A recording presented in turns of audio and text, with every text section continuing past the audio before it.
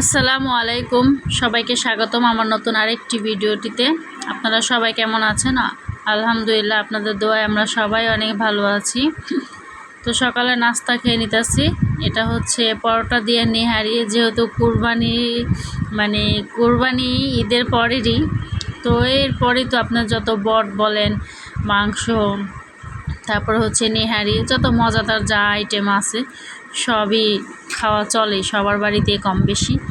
তো আজকে পরোটা তো বাসায় আর বানানো হয় না, বাইরে থেকে কিনে আনা হয়েছে পরোটা। আর এটা হচ্ছে বাসারই নেহারি, তো সেই নেহারি দিয়েই পরোটা নাস্তা করে নিতেছি।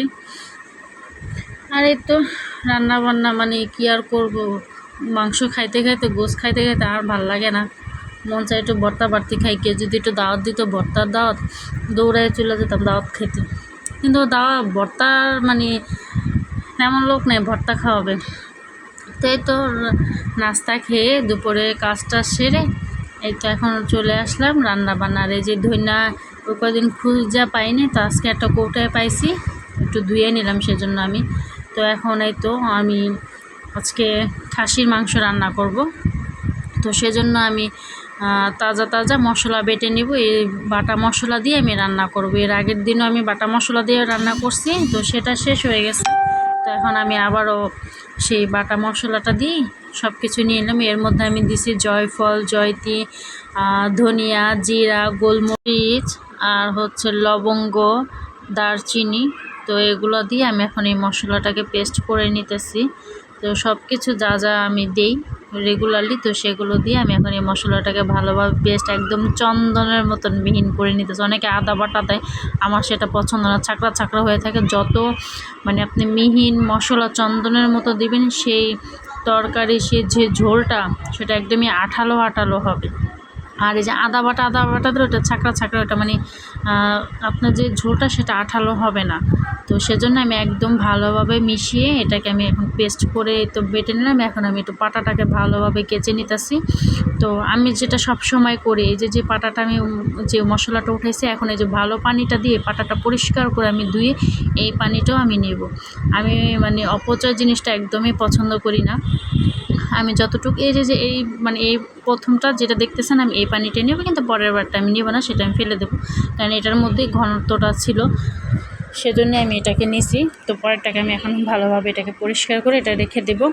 আর অন্যদিকে কিন্তু আমি মাংসটা ভিজাই রাখছি।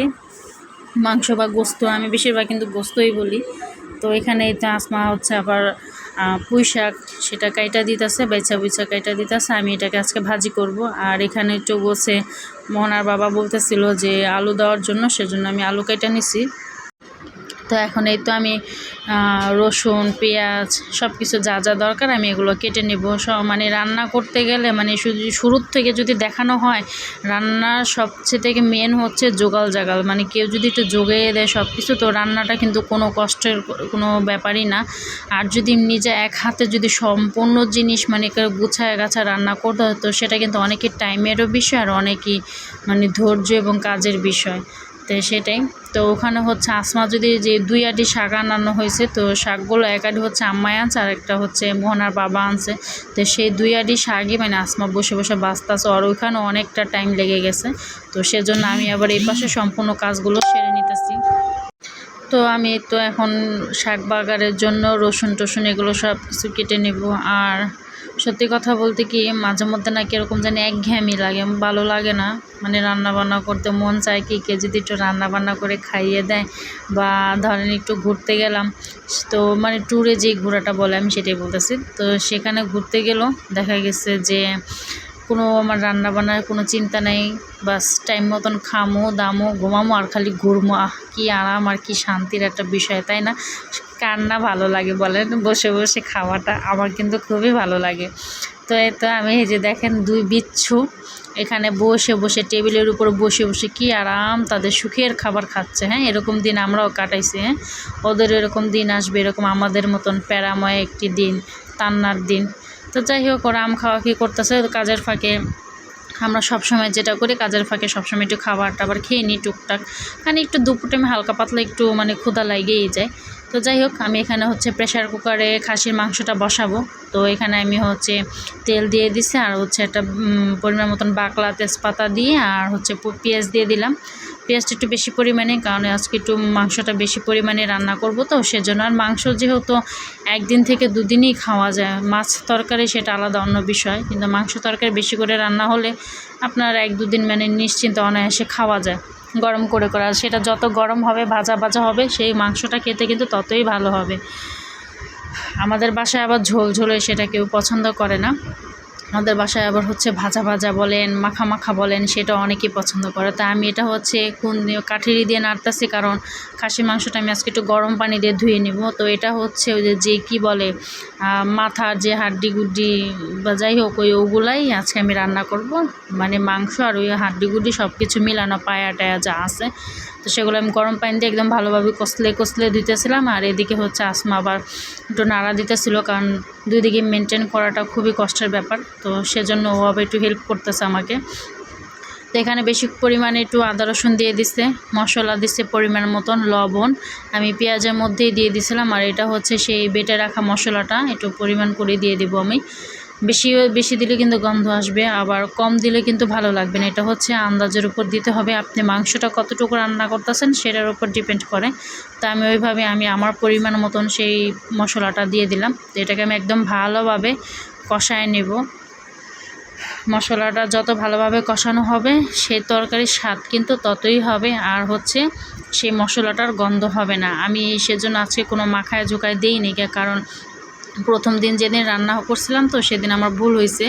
সেটা হচ্ছে আমি মাখায় ঝোঁকায় রান্না করছিলাম, তো মানে সিটিটাও বেশি আসার কারণে মানে একটু মাংসটা নরম হয়ে গেছে। তো মানে আমি ওটাকে ঢাইলা যে আবার যে কষাইয়া যে পানিটা দেব, সেটা করতে করতে মানে একদম মানে একটু নরমই হয়ে গেছিলো বেশিটাই।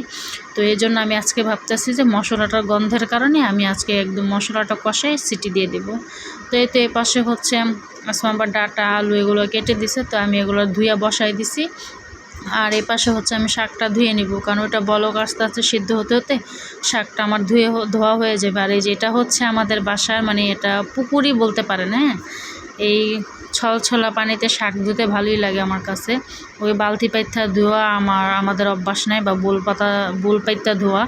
আমরা এইভাবেই সব সময় যে কোনো শাকই হোক না কেন আমরা এইভাবেই ধুই।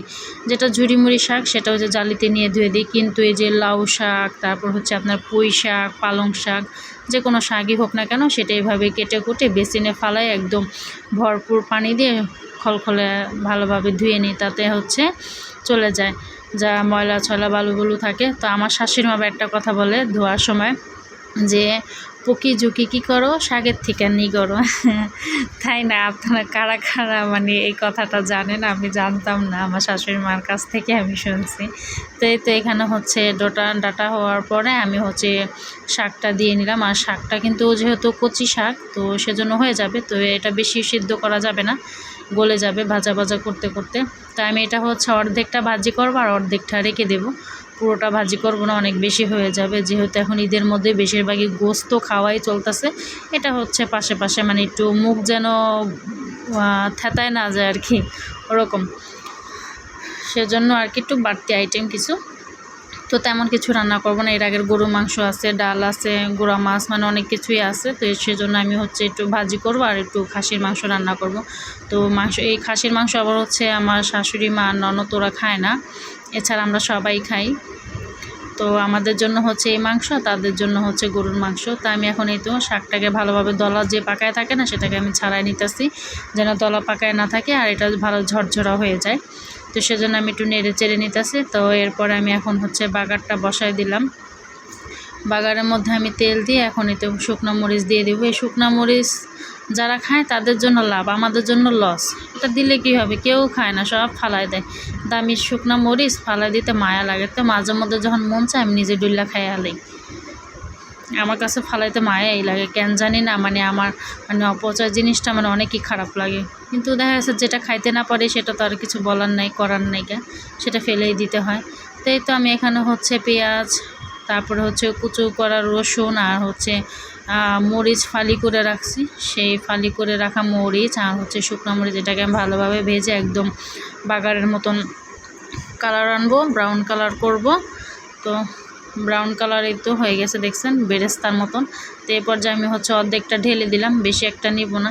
এটাই চিন্তা করতেছে যে এগুলোই যে ভাজি করতেছি এটাই কি খাওয়া চলবে কি না। তো আমি আবার আসলে ডাক্তার শাশু একটু দেখা যাও এ ভাজি কি হবে কি না, আমি তো বেশি করে ফেলতেছি কি না। পরে বললো যে না হবে হবে, বেশি হবে না। তো কিন্তু সত্যি কথা, আমি যেটা ভাবছি সেটাই হয়েছে, বেশিই কিন্তু হয়ে গেছে। এতটাও কিন্তু ভাজি কেউ খায়নি কেন। তা আমি এই পর্যায়ে হচ্ছে ভাজিটাকে ভালোভাবে নেড়েচেড়ে একদম শুকনো ঝরঝরা করে নিব, মানে ভাজা ভাজা করে নেব। এটার মধ্যে যেহেতু পানিটা থাকে, পানিটা আমার তো তেমনভাবে ঝরা দেওয়া হয়নি, পানিটা রয়ে গেছে। আমাদের বাড়িতে মানে অনেক খাবারের রান্না বান্না অনেক প্যারা, হ্যাঁ, অন্য সব বাসার মতো না ছেড়াত বেরোত রান্না, ওই ছেড়াত বেরোত রান্না আমার জামাই দেব শাশুড়িটা কেউ খাবে না, দরকার হলে না খেয়ে থাকবে, তারপরে এই ছেড়াত বেরোত রান্না খাইবো না। তো সেজন্য আমি সময় ধৈর্য ধরে রান্না করি। তো এই পাশে হচ্ছে সিটিটা ছেড়ে দিয়েছে, আমি হচ্ছে এটাকে প্রেশার কুকারে সিটি দিয়ে অনেকক্ষণ রেখে দিই, যতক্ষণ না ও মানে নিজ ইচ্ছায় ঢাকনাটা খুলছে ততক্ষণ আমি ওইভাবেই রেখে দিই, এটা দমে অনেকটা হয়ে যায়। তো এই পর্যায়ে আমি এখন ঢেলে এটাকে কষায় নেব। এটাকে এখন আমি কষায় সুন্দর তেল উঠে তারপর পরিমাণ মতন পানি দিয়ে দিব। আজকের ভিডিওটা এ পর্যন্ত, কি সবাই ভালো থাকবেন, সুস্থ থাকবেন, আল্লাহ হাফেজ।